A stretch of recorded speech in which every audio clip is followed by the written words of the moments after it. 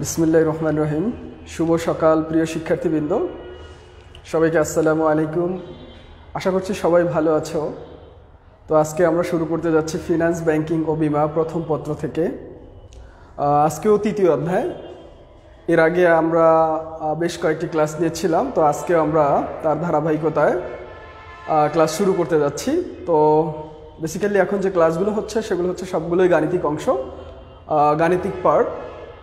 তো গত ক্লাসে আমরা একটি অঙ্ক করিয়েছিলাম। সে অঙ্কটি ছিল ঋণ পরিশোধ সূচি, এবং এক্ষেত্রে ঋণের টাকাটা পরিশোধ করা হয়েছিল প্রতি বছরের শেষে। তো আমি গত ক্লাসে বলেছিলাম তোমাদেরকে যে আজকে আমরা আরেকটি নতুন বিষয় নিয়ে আলোচনা করব, সেটি হচ্ছে ঋণ পরিশোধ সূচি। তবে সেক্ষেত্রে টাকাটা যদি আমরা প্রতি বছরের শুরুতে দিয়ে থাকি, সেক্ষেত্রে আসলে কিভাবে হবে একটু খেয়াল করতে হবে। এই ঋণ পরিশোধের সূচি নিয়ে দুটি অঙ্ক। একটি হচ্ছে প্রতি বছরের শেষে যদি কিস্তিতে টাকা পরিশোধ করা হয়, সেক্ষেত্রে এক রকম নিয়ম হবে। যদি প্রতি বছরের শুরুতে কিস্তির টাকাটা পরিশোধ করা হয়, সেক্ষেত্রে আর এক রকম নিয়ম হবে। তো আমরা সেই বিষয়টি আসলে আজকে দেখব। তবে এই দুটির মধ্যে একটু পার্থক্য রয়েছে। পার্থক্যটি হচ্ছে যে প্রতি বছরের শেষে যদি আমরা ঋণ পরিশোধ করি, সেক্ষেত্রে কিন্তু প্রত্যেক বছরই কিন্তু সুদ দিতে হবে। আর যদি প্রতি বছরের শুরুতে আমি টাকা পরিশোধ করি বা কিস্তির টাকা পরিশোধ করি, সেক্ষেত্রে কিন্তু আমাকে প্রথম বছরে আমার সুদ দিতে হবে না। এতটুকুই হচ্ছে পার্থক্য। শিক্ষার্থীরা এটা একটু মনে রাখবে যে বছরের শেষে যদি হয় তাহলে আমার প্রত্যেক বছরই সুদ দিতে হবে, কিন্তু প্রতি বছরের শুরুতে যদি আমি কিস্তির টাকা পরিশোধ করি, সেক্ষেত্রে কিন্তু আমাকে প্রথম বছরের সুদটা দিতে হবে না। এটাই হচ্ছে মূল পার্থক্য। তো তোমাদের জন্য আমি আজকে একটা উদ্দীপক নিয়ে এসেছি। সেই উদ্দীপকটা আমরা একটু দেখব, তারপরে আমরা অঙ্কটা সলভ করব। তো শিক্ষার্থীরা দেখো, আমরা শুরু করতে যাচ্ছি যে অর্থের সময় মূল্য। আমি এখানে একটা উদ্দীপক লিখে দিয়েছি, তোমরা দেখতে পাচ্ছ নিশ্চয়ই। আর হচ্ছে তোমরা একটু খেয়াল করবে, যদি তোমাদের কোনো প্রবলেম হয় অবশ্যই আমাকে একটু জানাবে যে স্যার সমস্যা হচ্ছে, সাউন্ড প্রবলেম হচ্ছে বা দেখা যাচ্ছে না। তো এরকম যদি কোনো সমস্যা হয় সেটা একটু আমাকে জানাবে। তো একটু জানাও যে সাউন্ড কোনো প্রবলেম হচ্ছে কি না, দেখা সমস্যা হচ্ছে কি না। তো যদিও নেটে অনেক সময় একটু সমস্যা থাকে, তবে একটু ওয়েট করলে এটা ঠিক হয়ে যায়। তো আমিও তোমাদেরকে উদ্দীপকটা আমি আবার দেখাচ্ছি। উদ্দীপকটা আমরা আবার চলে যাচ্ছি। তো উদ্দীপকটা কি দেখতে পাচ্ছ, আমি পড়ছি, তোমরা একটু খেয়াল করবে। উদ্দীপকটা এরকম ছিল।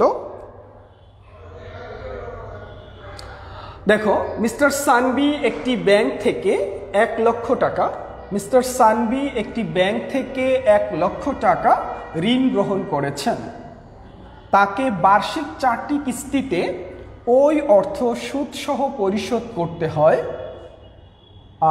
এখানে কিন্তু উল্লেখ করেই দিয়েছে, অর্থাৎ 4টি। এখন 4টি মানে হচ্ছে 4 বছর। এখানে কিন্তু বছর উল্লেখ করে দেয় নাই যে কত বছর। তাহলে আমাকে বুঝতে হবে বার্ষিক 4টি কিস্তিতে, অর্থাৎ এখানে বছর সংখ্যা কয়টি হবে? 4 হবে, কারণ 4টি কিস্তিতে সে পরিশোধ করবে। বার্ষিক মানে বছর। ওকে, ওই অর্থ সুদ সহ পরিশোধ করতে হয়। সুদের হার 8%। উল্লেখ্য যে প্রথম কিস্তি ঋণ গ্রহণের তারিখেই পরিশোধ করতে হয়। তো প্রথম কিস্তির টাকা ঋণ গ্রহণের তারিখেই পরিশোধ করতে হয়। তো আমরা প্রথম কিস্তির টাকা ঋণ গ্রহণের তারিখেই পরিশোধ করতে হয়, এটাই কিন্তু এখানে মূল কথা, যে প্রথম কিস্তি ঋণ গ্রহণের তারিখেই পরিশোধ করতে হবে। তার মানে এটা হচ্ছে শুরুতে যদি ঋণের টাকা পরিশোধ করে, সেক্ষেত্রে আমাদের কিস্তি কিভাবে নির্ণয় করতে হবে, এবং শুরুতে যদি ঋণের টাকা পরিশোধ করে সেক্ষেত্রে আমাদের সুদের হার কিভাবে নির্ণয় করতে হবে, এবং কিস্তির আসল কিভাবে নির্ণয় করতে হলে সেই বিষয়গুলোই আমরা কিন্তু জানব। তো দেখো, এখানে কিন্তু বলা হয়েছে ঋণের কিস্তির পরিমাণ নির্ণয় করো। ফার্স্ট কোশ্চেনে দ্বিতীয় কোশ্চেন বলা হয়েছে প্রতি কিস্তিতে আসল ও সুদের হার দেখাও। তো আমরা কোশ্চেনগুলো সলভ করব। তোমরা দেখতে পাচ্ছ এখন একটু খেয়াল করো, ঋণের কিস্তির পরিমাণ খেয়াল করো। আমার কোশ্চেনে কিন্তু বলা থাকবে না সবসময়ই যে এখানে বছরের শুরুতে টাকা পরিশোধ করতে হবে বা এরকম কিছু, কিন্তু এখানে বলছে ঋণের কিস্তির পরিমাণ। কিন্তু তোমার উদ্দীপক দেখে বুঝতে হবে আসলে এটা কি শুরুতে পরিশোধ করেছে নাকি শেষে পরিশোধ করেছে। তো আমরা উদ্দীপকে দেখতে পেয়েছি যে প্রথম কিস্তি ঋণ গ্রহণের তারিখেই পরিশোধ করতে হয়। ঋণ যখন গ্রহণ করেছে, এটা তো বছরের শুরুতেই ঋণ গ্রহণ করেছে, তার মানে কিস্তির টাকাটাও বছরের শুরুতে পরিশোধ করেছে। তো আমরা এখান থেকেই বুঝতে পারলাম যে খুব সহজেই যে যেহেতু প্রথম কিস্তি ঋণ গ্রহণের তারিখেই পরিশোধ করতে বলা হয়েছে, সো আমরা যেটা নির্ণয় করব যে এখানে ঋণ গ্রহণ করেছে মনে করো 1 তারিখেই, তার মানে 1 তারিখেই তাকে ঋণের টাকাটা পরিশোধ করতে হচ্ছে, কিস্তির টাকাটা পরিশোধ করতে হচ্ছে। সেক্ষেত্রে আমাদের যে সূত্র ছিল কিস্তি নির্ণয়ের যে সূত্র বা অ্যানুইটির সূত্র, কিস্তি বা অ্যানুইটির সূত্র একই ধরনের, তো ওই একই সূত্র আমরা ব্যবহার করব। সেক্ষেত্রে এটা কিন্তু বছরের শুরুতে করেছে, তো শুরুতে করলে অগ্রিম অ্যানুইটি শুরুতে করলে আমাদের যে সূত্রটা সেটি হচ্ছে অগ্রিম অ্যানুইটির যে বর্তমান মূল্যের যে সূত্রটা আছে সেই সূত্রটা আমরা ব্যবহার করব। তো সেক্ষেত্রে এর আগে আমরা যে বর্তমান মূল্য অ্যানুইটি করেছি বছরের শেষে, সেটা কিন্তু এইটার চেয়ে একটু ডিফারেন্ট। কি করেছিলাম, ওইখানে যেটা করেছি তার সাথে এই বছরের শুরুতে যদি হয় তাহলে একটা জিনিস এখানে গুণ করে নিতে হয় 1 + i, এতটুকু কিন্তু ডিফারেন্স। তো আমরা গ নাম্বার কোশ্চেনটা আমরা সলভ করব। তোমরা নিশ্চয়ই উদ্দীপকটা দেখতে পেয়েছো যে 1 লক্ষ টাকা ঋণ গ্রহণ করেছে আর 4টি কিস্তিতে পরিশোধ করতে হবে, মানে 4 বছরে পরিশোধ করতে হবে। এখানে বছর সংখ্যা হবে 4। এরপরে সুদের হার বলা হয়েছে 8%, আর প্রথম কিস্তি ঋণ গ্রহণের তারিখেই পরিশোধ করতে হবে। তো আমাদের ফার্স্ট কোশ্চেনটি ছিল ঋণের কিস্তির পরিমাণ নির্ণয় করো।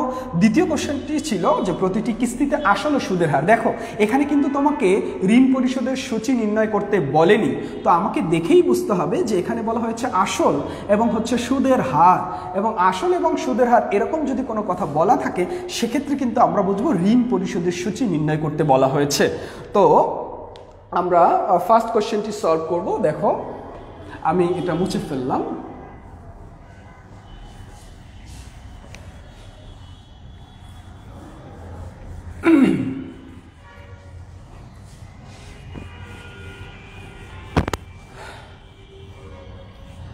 আচ্ছা, তাহলে আমাদের যেহেতু ফার্স্ট যেটা অগ্রিম অ্যানুইটির বর্তমান মূল্য অর্থাৎ গ নাম্বার ঋণের কিস্তির পরিমাণ নির্ণয়, উপরে আমরা লিখব ঋণের কিস্তির পরিমাণ নির্ণয়, ঋণের কিস্তির পরিমাণ নির্ণয়।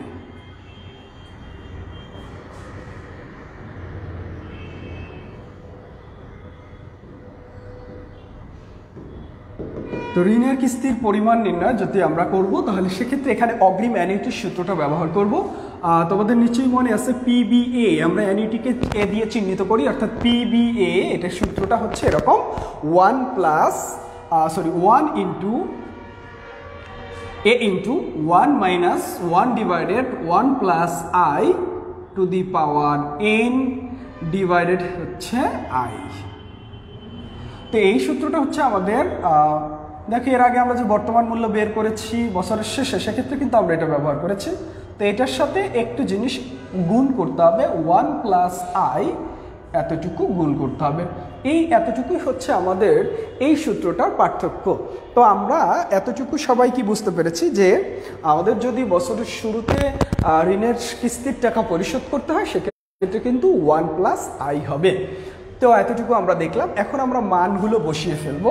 দেখো এখানে পিবিএ মানে বর্তমান মূল্য, তাহলে বর্তমান মূল্য আমার কত দেওয়া আছে, আমি যে ঋণটা গ্রহণ করেছি ওই ঋণের টাকাটাই হচ্ছে আমার কাছে বর্তমান মূল্য, তার মানে ওই 1 লক্ষ টাকাই হচ্ছে আমাদের পিবিএ।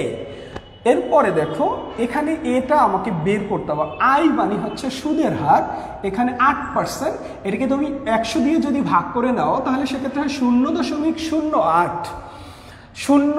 এখানে কিন্তু অনেকেই লিখবে 0.8 লিখলে তোমার অঙ্ক হবে না, অর্থাৎ 0.08 লিখতে হবে। এন মানে এখানে হচ্ছে 4 বছর, অর্থাৎ তোমাকে বছরে কতটি কিস্তি দিতে হয়, এখানে 4টি কিস্তি দিতে হয়, এই জন্য আমরা এখানে 4 বছর লিখব।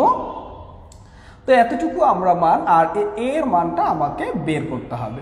তো আমরা এখন যদি মানগুলো বসাই তাহলে কিন্তু আমরা অঙ্কটা খুব সহজেই সলভ করতে পারবো।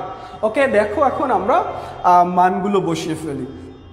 এখানে একটা অঙ্কে দুইবার সমান সমান লেখা যাবে না, এজন্য আমরা বা ব্যবহার করব। তো পিবি এর মান মানে বর্তমান মূল্য আমাদের দেওয়া আছে 1 লক্ষ টাকা। এরপরে দেখো এর মান আমাকে বের করতে হবে, এর জন্য এটা রেখে দিব। দেন আমরা মানগুলো বসিয়ে ফেলবো। 1 - 1 ডিভাইডেড 1 প্লাস আই, এখানে আই = 0.08, এন মানে হচ্ছে 4 বছর। এরপর আই 0.08 গুণ 1 প্লাস আই অর্থাৎ 0.08। তো এখন আমরা ক্যালকুলেশন করব।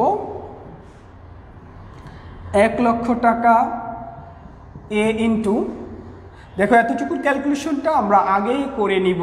শিক্ষার্থীরা দেখো তোমাদের যে এভাবে যেটা দেওয়া আছে আমরা এভাবে কিন্তু ক্যালকুলেশনটা করে ফেলব।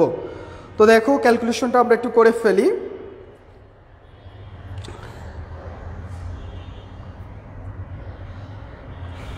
তোমরা যদি ক্যালকুলেশনটা করো আগে আমি দেখতে পাবো যে আসলে ভালো হয়। তোমাদের ক্যালকুলেশনটা যদি আমি পাই তাহলে বুঝতে পারবো যে আসলে তোমরা ক্যালকুলেশন বুঝতেছো। দেখো এখানে আমরা লিখতে পারি 1 - 1 ডিভাইডেড, আমরা যেভাবে আছে সেভাবেই কিন্তু লিখব 1 ডিভাইডেড, তাহলে এরপর আছে 1 প্লাস 0.8, কিন্তু 0.08 এখানে তোমাদের নিশ্চয়ই লিখতে হবে। এরপরে আমরা লিখতে পারি পাওয়ার হচ্ছে 4, এরপরে যেটা আসে সেটাকে আমরা ইকুয়াল দিব। যে সংখ্যাটা আসবে ওই সংখ্যাকে আবার ভাগ দিব 0.08। তো আমাদের যে ক্যালকুলেশন করলে এতটুকুর মান আমি আগে বের করব। এতটুকুর মান আমি কিভাবে লিখেছি, 1 মাইনাস, তুমি ক্যালকুলেটর 1 মাইনাস লিখবে, আবার 1 লেখার পরে ডিভাইডেড দিবে, ভাগ দিবে। তারপর এখানে যেরকম ব্র্যাকেট দেওয়া আছে আমি এভাবে করে নিব। করার পরে এখানে পাওয়ারটা দিব 4 বা 4 পাওয়ার দেওয়ার পর ইকুয়াল দিব। ইকুয়াল দেওয়ার পরে যে সংখ্যাটা আসবে ওই সংখ্যাটাকে আমি আবার ডিভাইড করে নিব 0.08। এটা ডিভাইড করলে আমাদের একটা মান চলে আসবে। সে মানটি হচ্ছে 3.31212। তো আমরা 4টি সংখ্যা নিতে পারি। 3 দশমিক লিখতে পারি 3.312, তারপর হচ্ছে 1 2, এতটুকু পর্যন্ত আমরা নিতে পারি। এরপর দেখো এটা যদি আমি গুণ করি অর্থাৎ যোগ করি তাহলে 1.08। এখন তুমি ওই সংখ্যাটাকে আমি যদি গুণ করে অর্থাৎ এই পাশে নিয়ে আসতে পারি বা এখন নিয়ে আসা যায়, তো আমরা এখানে একটু এটা গুণ করলে আমাদের কত হয় সেটাও একটু তোমাদেরকে ভেঙে ভেঙে আমি কিন্তু দেখাচ্ছি। তো দেখো এটার সাথে আমরা গুণ করে নিব 1.08। তো আমার যে সংখ্যাটা আসে 3.577। 3.577, আমি আর সংখ্যা নিলাম না, 3.5770 আসে। আচ্ছা, 4টাই নিলাম। তো এখন দেখো যেহেতু আমাদের আর এটার সাথে এ গুণ করে, আচ্ছা তাহলে এই আমরা গত ক্লাসে আমরা বলেছিলাম তোমাদেরকে আমরা সাইড চেঞ্জ করব, অর্থাৎ এক্ষেত্রে আমরা তোমার হচ্ছে এর মান যেহেতু বের করব সেহেতু বাম পাশে নিয়ে আসব। তাহলে এ গুণ 3.5770 ইকুয়াল এই পাশে আমরা নিয়ে নেব 1 লক্ষ টাকা। তো 1 লক্ষ টাকা আমরা লিখেছি। এরপর দেখো এর মান যেহেতু বের করতে হবে, সো এর মান আমরা বাম পাশে রাখবো। তাহলে এখানে আছে কত, 1 লক্ষ টাকা ডিভাইড হয়ে যাবে 3.5770। 3.5770 তোমরা দেখতে পাচ্ছ। তো আমরা এটাকে ডিভাইড করলে অর্থাৎ এর মানটা পেয়ে যাব, বা এ ইকুয়াল যদি 1 লক্ষ টাকা হয় সেক্ষেত্রে আমরা 1 লক্ষ টাকা ভাগ হচ্ছে 5770। তাহলে এক্ষেত্রে হয় কত? 27,956। 27,956। তাহলে আমরা এখানে লিখতে পারি 27,956 টাকা হচ্ছে আমাদের কিস্তির পরিমাণ। আমি যদি 1 লক্ষ টাকা ঋণ গ্রহণ করি, সেক্ষেত্রে আমি যদি কিস্তির টাকা পরিশোধ করি বছরের শুরুতে, সেক্ষেত্রে আমাকে কিস্তি দিতে হবে প্রতি বছরের শুরুতে দিতে হবে 27,956 টাকা। আচ্ছা, তোমরা কি কেউ করেছো? দেখি আমরা একটু অ্যান্সার দেখতে চাই। তোমাদের কারো করা হলে আমি একটু অ্যান্সার দেখতে চাই। কেউ করতেছো না কেন? আমি তো তোমাদেরকে বললাম যে করার জন্য। তোমরা একটু করে দেখাও যে আমাদের কিভাবে ক্যালকুলেশন করতে হয়। আমরা কিভাবে বুঝবো যে আসলে তোমরা ক্যালকুলেশন পারো কি পারো না, সেটা কিন্তু আমাকে বুঝতে হবে। বা যদি না পারো, সেটা আমি আবার রিপিট করব যে যদি না বুঝতে পারো যে ক্যালকুলেশনটা আমরা কিভাবে করব। ঠিক আছে? তো একটু দেখবে যে ক্যালকুলেশনটা আমরা কিভাবে করেছি, একটু খেয়াল করবে। আর তোমরা একটু অবশ্যই আমাকে জানাবে যে আসলে আমরা বুঝছি কি বুঝছি না। দেখো, এখানে কিন্তু আমরা কিস্তির পরিমাণটা আমরা ক নম্বর কোশ্চেনটা, অর্থাৎ গ নম্বর কোশ্চেন যেটা আছে আমাদের, সেটা কিন্তু আমরা সলভ করে ফেলছি। তো আমাদের কিস্তির পরিমাণটা আমরা পেয়ে গেছি। তো এখন আমাকে যেটা বের করতে হবে সেটা হচ্ছে ঋণের সুদ, আসল এবং সুদের পরিমাণ, তার মানে ঋণ পরিশোধ সূচি। অর্থাৎ এই 1 লক্ষ টাকা আমি ঋণ গ্রহণ করেছি, সেটা যদি আমি বছরের শুরুতে টাকা পরিশোধ করি, তাহলে প্রতি বছরে আমাকে দিতে হচ্ছে 27,956 টাকা। এই 56 টাকা দিতে দিতে 4 বছরে আমার কাছে আর ব্যাংক কোনো টাকা পাবে না। অর্থাৎ আমার কাছে ঋণের পরিমাণটা শূন্য হয়ে যাবে। এই শূন্যটা হয়ে যাওয়া, ব্যালেন্সটা শূন্য বানানোই হচ্ছে আমাদের ঋণ পরিশোধের সূচি। তো সেক্ষেত্রে আমরা দেখব যে আসলে এটা কিভাবে করতে হয়। নিশ্চয়ই তোমাদের মনে আছে ছকটি, তো আমরা ওইভাবেই আবার ছকটি করে ফেলবো। তো দেখো, আমরা গ নম্বর কোশ্চেনটা সলভ করতে যাচ্ছি। তো আমরা এটাকে বলি ঋণ পরিশোধ সূচি। একটু খেয়াল করবে, এটা কিন্তু আমরা বাস্তবেও প্রয়োগ রয়েছে ব্যাংকের ক্ষেত্রে। তো তুমি যখন ঋণ নিবে, তারা কিন্তু এভাবেই হিসাব করে তারা বের করে যে আসলে তোমাকে কত টাকা কিস্তি দিতে হবে এবং কত বছরে তোমার টাকাটা পরিশোধ করতে হবে, এভাবে কিন্তু নির্ণয় করতে হয়। সো আমরাও এগুলো জানবো এবং বুঝবো। তো দেখো, এটাকে আমরা নাম দিব এখানে, তো এটাকে আমরা ঋণ পরিশোধ সূচি বলবো, ঋণ পরিশোধ সূচি।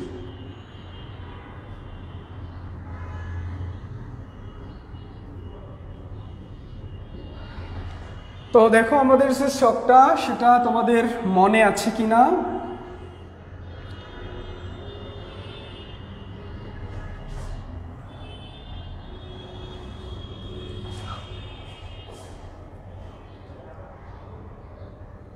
আচ্ছা, অনেকেই অ্যান্সার দিচ্ছে। সোহানা সুলতানা, তুমি অ্যান্সার দিয়েছো। মেহেরুনিপ্তি বলছে বুঝতে পারছি। মেহেরুনিপ্তি অ্যান্সার দিয়েছে 27,000। আচ্ছা, তো আচ্ছা, যারা বলছো বোর্ড ক্লিয়ার না, সেটা একটু ওয়েট করলে হয়ে যায়। আসলে হয়তো বা নেটে অনেক সময় প্রবলেম হয়, একটু ওয়েট করলেই তোমারটা এটা ক্লিয়ার হয়ে যাবে। ওকে, ঠিক আছে। আমরা আবারও আমাদের অঙ্কে চলে যাচ্ছি। যারা অ্যান্সার দিয়েছো তাদেরকে অনেক ধন্যবাদ। আর যারা অ্যান্সার দেওনি, তারা একটু দেওয়ার চেষ্টা করবে, কারণ তোমরা যদি ফিডব্যাক না দাও, তাহলে কিন্তু আমরা বুঝতে পারবো না যে আসলে তুমি কি আসলে বুঝতে পারছো কি বুঝতে পারোনি। সো এই বিষয়গুলো একটু খেয়াল করবে। হ্যাঁ, তো এখন আমরা যেটা করব সেটি হচ্ছে ঋণ পরিশোধ সূচি। তো ঋণ পরিশোধ সূচিটা আমরা একটু দেখব সবাই। ঋণ পরিশোধ সূচি আমরা কিভাবে নির্ণয় করি। ওকে, তো দেখো, আমাদের যে এখানে বলা হয়েছিল যে আমরা কিভাবে ছকটা করে ফেলি। দেখো তোমরা সবাই, এখানে বছর, ফার্স্ট আমি কি লিখব? বছর। তো ফার্স্ট আমরা বছর লিখব। দেন কি? বছরের শুরুতে ঋণের পরিমাণ, বছরের শুরুতে ঋণের পরিমাণ, এরকম একটা ছক করব। দেন হচ্ছে কিস্তির পরিমাণ, এখানে লিখব কিস্তির পরিমাণ। এরপরে আমরা লিখব সুদ, এরপরে লিখব আমরা আসল, এরপরে লিখব বছরের শেষে ঋণের পরিমাণ। যেহেতু এখানে আমাদের কত 4 বছর, সো এখানে আমি চার্ট ইয়াটা বড় করে দিচ্ছি, কারণ তোমাদের দেখতে সুবিধা হবে। এজন্য আমাদের রোটা বড় করে দিচ্ছি। 1 2 3 হচ্ছে 4।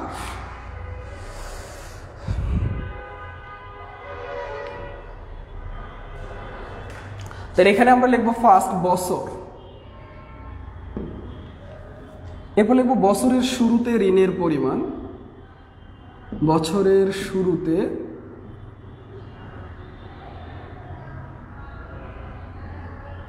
ঋণের পরিমাণ,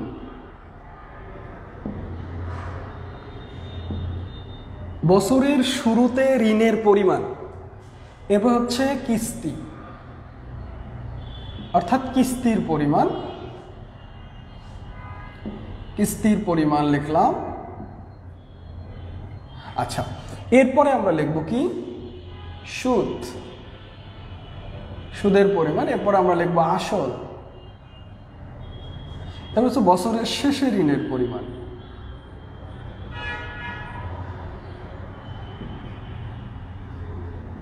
শেষে ঋণের পরিমাণ।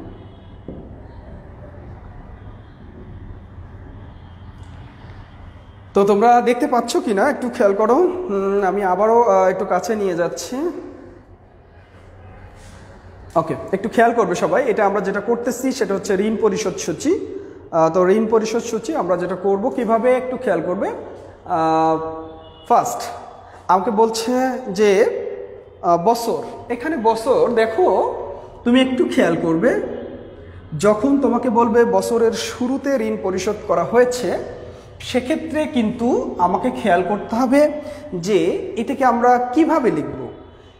আমাকে বছরের 4টি কিস্তি, ঠিক আছে। এখন শুরুতে যদি বলছে, বছরটা কিন্তু শেষ হয়ে যায়নি, শুরুতে বলার কারণে তুমি জানুয়ারির 1 তারিখে তুমি ঋণ নিয়েছ, তার মানে পুরো বছরটা কমপ্লিট হয়নি, সেজন্য কিন্তু আমি এখানে প্রথমে শূন্য লিখব। কি লিখব? শূন্য লিখব। কেন শূন্য লিখেছি? কারণ ওই বছরটা এখনো কমপ্লিট হয়নি, সো এই জন্য আমি এখানে লিখব শূন্য। এরপর দেখো এটা একটা কিস্তি দিব, এরপর হচ্ছে 1, 2 এবং হচ্ছে 3। দেখো কয়টা কিস্তি হয়েছে, 1, 2, 3, 4, কিন্তু আমি সংখ্যায় লিখেছি 4, 3। যদি আমাকে বলতো বছরের শেষে, তখন কিন্তু আমি এখানে 1, 2, 3, 4 লিখতাম। 4 বছর যেহেতু বলছে, তাইলে এখানে 4 পর্যন্ত চলে আসতো। কিন্তু আমাকে বলছে বছরের শুরুতে ঋণের পরিমাণ যদি পরিশোধ করে বা কিস্তির টাকা পরিশোধ করে, সেক্ষেত্রে কিন্তু প্রথম যেটা সেটা কিন্তু শূন্য আসবে, কারণ ওই বছরটা কমপ্লিট হয়নি, তারপর কিন্তু আমি ঋণ দিচ্ছি। ওকে, তো এই জন্য আমরা শূন্য লিখবো। তবে এখানে কিন্তু 4 লেখা যাবে না। অনেকেরই কোয়েশ্চেন থাকতে পারে যে 4 কেন হবে না স্যার, 4 বছরের কিস্তি, তার মানে ওই শূন্যটাই কিন্তু আমরা ধরে নিব ওইটাই হচ্ছে প্রথম বছর, ঠিক আছে। তারপরে 1 যখন লিখবো তখন ওইটা হচ্ছে দ্বিতীয় বছর, 2 হবে তৃতীয় বছর, 4 হবে চতুর্থ, এভাবে করে কিন্তু আমাদের অঙ্কটা করতে হবে। ওকে, তো আমরা দেখো বছরের শুরুতে ঋণের পরিমাণটা আমরা একটু দেখব। তো কি করছে, প্রথমে আমি বছরের শুরুতে ঋণ কত নিয়েছিলাম, 1 লক্ষ টাকা নিয়েছিলাম। জাস্ট 1 লক্ষ টাকা আমি এখানে লিখবো। আরেকটি কথা তোমাদেরকে বলেছিলাম যে কিস্তির টাকাটা আমাদের প্রত্যেক বছরই সেম থাকবে, সো আমি এই বছরে প্রত্যেক বছরে সেম টাকাটা লিখে দিতে পারি। আমাদের যে কিস্তিটা হয়েছে সেটা 27,956, তো 27,956 টাকা কিন্তু আমরা এখানে লিখে দিব প্রত্যেক ঘরে।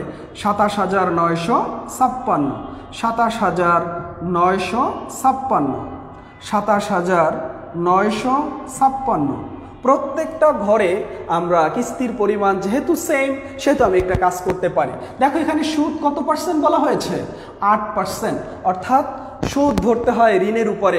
আমি ঋণ নিয়েছিলাম 1 লক্ষ টাকা, সো 1 লক্ষ টাকার উপরে 8% আমাকে সুদ ধরতে হবে। তো 8% ধরলে আমাদের কত আসে আমরা এটা একটু দেখব। তবে এখানে খুবই গুরুত্বপূর্ণ একটা বিষয় বলেছিলাম যে বছরের শুরুতে হলে প্রথম বছরে আমাদের সুদ দিতে হবে না, এজন্য আমরা এখানে শূন্য লিখব প্রথমে, কারণ বছরটা তো এখনো কমপ্লিট হয়নি। তো আমি কেন সুদ দিব, আমি টাকা যে টাকা হবে ওই টাকাই দিব, তাহলে এক্ষেত্রে কোনো সুদ দেওয়া লাগবে না। তো এক্ষেত্রে আমাদের আসল কত হবে, দেখো কিভাবে বের করতাম আমরা, এই কিস্তির টাকা থেকে সুদের পরিমাণ আমরা মাইনাস করে কি আসলটা বের করতাম। তাহলে আসল কত, এই যে কিস্তির পরিমাণ যেটা সেটাই আসল রয়ে যাবে, কারণ 0 টাকা মাইনাস হবে, অর্থাৎ কোনো টাকাই কমবে না, অর্থাৎ 27,956 টাকা। তো এক্ষেত্রে বছরের শেষে ঋণের পরিমাণ আমরা কিভাবে বের করি, তো আমরা বলেছিলাম আমার যে এখানে আসল থাকবে এই আসল অর্থাৎ ঋণ কত নিয়েছিলাম 1 লক্ষ টাকা, এই 1 লক্ষ টাকা থেকে আমার যে আসল আসবে ওই আসলটা আমি কি করব মাইনাস করব। তো মাইনাস করলে আমার কত আসে 72,044 কত 44 টাকা আসবে আমার বছর শেষে ঋণের পরিমাণ। তো আমরা এতটুকু সবাই বুঝতে পেরেছি। দেন আরেকটা পরের কোশ্চেনে যাব। দেখো তোমরা এটা কিভাবে বের করেছি তোমরা সবাই বুঝতে পেরেছো। এরপরে বছরের শেষে দেখো 0 বছর মানে কি প্রথম বছর, এই বছরের শেষে যেটা ঋণের পরিমাণ, তো এই বছরের শুরুতে সেটি ঋণের পরিমাণ হয়ে যাবে। তো 72,044, তো 72,044 আমরা এখানে লিখেছি। এই টাকা এবং কিস্তি দেওয়া আছে এটা, কারণ এটার উপরে কত পার্সেন্ট আমরা দিব 8%। একটু খেয়াল করো, তো আমাদের ক্যালকুলেশনটা আমরা একটু দেখব। তো সুদ ধরতে হবে, ঋণের টাকার উপরে সুদ ধরতে হবে। তো কত টাকা আমাদের এখানে আছে 72,044 গুণ হচ্ছে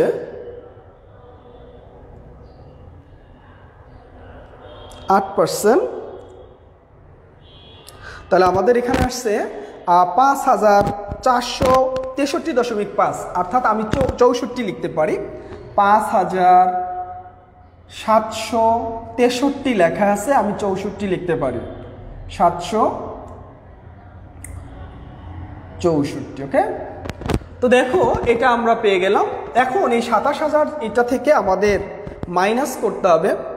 27,956 থেকে মাইনাস করতে হবে 5,764। তো এটা যদি আমরা মাইনাস করে দেখাই তাহলে 22,192, 22,192 টাকা হয়।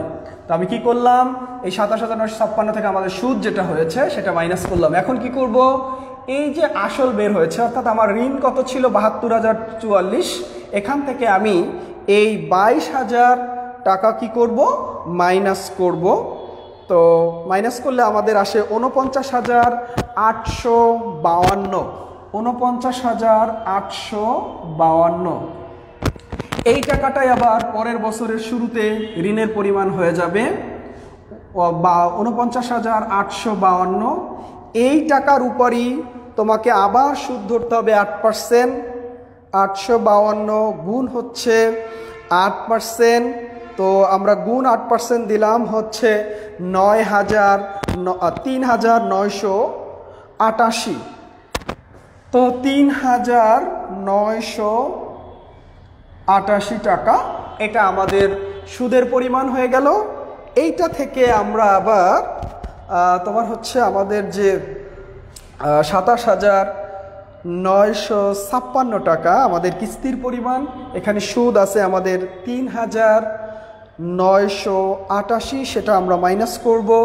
তাহলে আমাদের হয় কত 23,968, 23,968 টাকা। এখন আসো এটা যেটা আমাদের আসল, এই আমাদের যে 49,000 ঋণ ছিল 852, এটা আমরা মাইনাস করব। তাহলে 25,884, 25,884 টাকা। এইটাই আবার পরের বছরের শুরুতে হয়ে যাবে 25,884। এই টাকার উপরে আমরা 8% সুদ ধরব। 25,884 গুণ হচ্ছে 8%, তাহলে 2070, যেটাকে আমরা বলি, এখন দেখো এখানে 2070.7, তার মানে 71 লেখা যায়। তো এটা একটু আমি পরে লিখছি, কারণ কি দেখো আমি বলছিলাম গত ক্লাসে তোমাদেরকে যে আসলে আমরা এখানে ব্যালেন্সটা কি বানাতে হবে, আমাকে সমান বানাতে হবে। বলছিলাম এই অ্যামাউন্টটা দুইটা সমান হয়ে যাবে, আর এখানে যে আসল থাকবে এই আসলের অ্যামাউন্টটাও কি হয়ে যাবে সমান হয়ে যাবে। তো আমি কিভাবে লিখলাম একটু খেয়াল করো, এটা পরে লিখতে হয় কারণ কি মিলানোর জন্য আমরা বলছি 2-1 টাকা কম বেশি হতে পারে। তো দেখো এখান থেকে যদি আমি এই 27,000, খেয়াল করতে হবে 27,000 আমি যদি একটা কাজ করি, দেখো ২৭,৯৫৬ আমার এখানে আছে। এখান থেকে যদি তুমি বিয়োগ করো ২৫,৮৮৪, এটা মাইনাস করলে আসে ২০৭২, কিন্তু আমি অঙ্ক করে দেখলাম ২০৭১.৭২ আসছে। তার মানে ৭২ ১ টাকা আমার কম আসছে, বা ওই যে ২০৭০.৭২ মানে কি ৭১ আমার এখানে আছে। তার মানে ২ টাকা বা ১ টাকা কম বেশি হতে পারে। এই জন্য কিন্তু আমাদের মিলিয়ে লিখে দিতে হবে। আমি তোমাদেরকে বলেছিলাম ২০৭২ আমার আসছিল ৭১ বা ৭০.72 আসছে। সো আমি এখানে ২০৭২ ১-২ টাকা যদি ডিফারেন্স হয়, সেক্ষেত্রে আমরা এখানে মিলিয়ে দেওয়ার জন্য এখানে আমি কিন্তু একটা স্টার চিহ্ন ব্যবহার করেছি। তোমরা দেখতে পাচ্ছ কি না? কারণ কি? কারণ এখন দেখো ব্যালেন্সটা আমাদের 0 হয়ে যাবে। তো এখন খেয়াল করতে হবে, এই যে আমি স্টার চিহ্নটা দিয়েছি, এই স্টার চিহ্নটা দেওয়ার কারণ কি? কারণ আমরা ১-২ বাড়িয়ে কমিয়ে নিতে পারি, বাড়াতেও পারি বা কমাতে পারি। এই জন্য আমি এখানেও আবার স্টার চিহ্ন দিলাম। এখানে একটু কথা লিখে দিতে হবে, রাউন্ডিং এরর কথাটা আমি গত ক্লাসে বলেছিলাম, এরর কথা লিখতে হবে। অর্থাৎ আমরা এটা রাউন্ড করার ক্ষেত্রে আমরা ব্যবহার করছি, এখানে একটু ভুল আছে। ভুল বলতে আমরা কি বলছি, যেখানে ১-২ টাকা একটু ডিফারেন্স আছে, এই জন্য কিন্তু আমরা এই কাজটা করব। শিক্ষার্থীরা আবারও বলছি, আমরা এতটুকু সবাই বুঝতে পেরেছি। এই টাকাটা এখানেও নিয়ে আসছি, নেওয়ার পর এই টাকার উপরে আমরা ৮% সুদ ধরেছি। যা আসে তুমি একটু খাতায় পাশে লিখে রাখবে। লেখার পর তুমি দেখবে এই টাকাটা যেটা আসছে, এটা থেকে কিস্তির টাকা তুমি বাদ দাও। বাদ দেওয়ার পরে দেখো যে আসলে তোমার ব্যালেন্সটা শূন্য আসে কিনা। তুমি খেয়াল করবে, যদি এরকম ১-২ টাকা বাড়াতে বা কমাতে হয়, তারপরে তুমি এখানে লিখে দিতে পারো, তাহলে সেক্ষেত্রে কিন্তু তোমার অঙ্কটা হয়ে যাবে। তো আমরা বলছি যে এখানে অনেক সময় আমরা ক্যালকুলেশন করতে ২-১ টাকা কম বেশি হতে পারে, কারণ এখানে তোমার দশমিকের কাজ থাকে, এই জন্য ২-১ টাকা কম বেশি হতে পারে। এই জন্য কিন্তু আমরা কি করব, ২-১ টাকা যোগ বা বিয়োগ করে এখানে আমরা ব্যালেন্সটা মিলিয়ে দিব। অর্থাৎ বছর শেষে যেন আমার ঋণের টাকা শূন্য থাকে, সেটাই কিন্তু আমাদের আসল বিষয়। তো তোমরা নিশ্চয়ই আমি আশা করছি যে তোমরা বুঝতে পেরেছো যে আমরা যেটা করলাম সেটা কি তোমরা নিশ্চয়ই বুঝতে পেরেছো। দেখো, যদিও না বুঝো তাহলে কিন্তু আমি আবারও ক্লাস নিব, যে এটার উপরে তোমরা একটু আমাকে জানিয়ে দাও, যদি এই টপিক্সটার উপরে অর্থাৎ অর্থের সময় মূল্যর উপরে আরও কোনো প্রবলেম থেকে থাকে, তাহলে আমি আবারও ক্লাস নিতে পারি এই অধ্যায়ে। আর যদি সমস্যা না থাকে, সেটার জন্য আমি পরবর্তী ক্লাসে যেতে পারি বা পরবর্তী অধ্যায়ে আমি যেতে পারি। সো তোমরা একটু আমাকে জানিয়ে দাও যে আসলে এটার উপরে আর ক্লাস নিতে হবে কি না। আমি আজকে শেষ করতে চাচ্ছি, যে এই অধ্যায়টা আমরা আজকে শেষ করব। আর নেক্সট অর্থাৎ এরপর থেকে আমরা আবারও নতুন অধ্যায়ে যেতে চাচ্ছি। আমি একটু দেখতে চাই আসলে তোমাদের কি এই অধ্যায়ের উপরে আর কোনো প্রবলেম আছে কি না, একটু আমাকে তোমরা যদি জানিয়ে দাও তাহলে ভালো হয়। আচ্ছা, তো অনেকেই এখানে অ্যান্সার দিচ্ছ, ২০৭২ হয়েছে। যাই হোক, যারা অ্যান্সার দিয়েছ, আচ্ছা, তো একজনে লিখছে যে সোহানা সুলতানা লিখছে যে স্যার আরেকটা ক্লাস নিলে আরও ভালো হবে। ওকে, আমরা আরেকটা ক্লাস নিব ইনশাল্লাহ। তো আরও কে যদি কারো কোনো সমস্যা থেকে থাকে আমাকে একটু বলবে। তো তোমরা যদি রেসপন্স করো, তুমি আরেকটা বলছি যে আসলে তোমরা রেসপন্স করলে আমরা অবশ্যই তোমাদেরকে দেওয়ার চেষ্টা করব, তোমাদের সমস্যার জন্যই তো আমরা। সো আমরা অবশ্যই ক্লাস নেওয়ার জন্য চেষ্টা করব। যাই হোক, তোমাদের ক্লাসগুলো সঠিকভাবে করতে হবে, তাহলে কিন্তু আমরা বুঝতে পারবো যে আসলে তোমরা বুঝতে পারছো কি বুঝতে পারছো না। তো যাই হোক, আমরা আবারও এই চ্যাপ্টার উপরে আরও একটি ক্লাস নিব। তো আগামীকালকে আমি আবারও ক্লাস নিতে যাচ্ছি। সো আজকে আমরা কিন্তু এইখানেই ক্লাসটা শেষ করছি। তো তোমাদের কাছে আমার একটা রিকোয়েস্ট, যে আমরা যে ক্লাসটা করলাম, এই ক্লাসটা তোমরা নিজেরা আবার এই অঙ্কটা করবে। কারণ করলে কি হয়, তোমাদের ভুলটা বোঝা যায়, বা তুমি কতটুকু বুঝতে পারছো বা বুঝতে পারোনি সেটা কিন্তু তোমরা নিজেরা রিয়ালাইজ করতে পারবে। সো ম্যাথমেটিক্যাল টার্ম তুমি একটু খেয়াল করলে এই সাবজেক্টে কিন্তু A+ পাওয়া খুবই সহজ হয়। আর এই সাবজেক্টটার ডিমান্ড তো তোমরা জানো, যে বর্তমান প্রেক্ষাপটের যদি চিন্তা করি অনেক ইম্পর্টেন্ট একটি সাবজেক্ট। সো আমি আশা করব যে তোমরা সবাই মনোযোগ সহকারে ক্লাসগুলো পড়বে এবং বাসায় পড়াশোনা করবে, এবং সবাই স্বাস্থ্যবিধি মেনে চলবে, সুস্থ থাকবে, ভালো থাকবে। তো আজকে এ পর্যন্তই। সবাইকে ধন্যবাদ জানিয়ে ক্লাসটি শেষ করছি। আল্লাহ হাফেজ।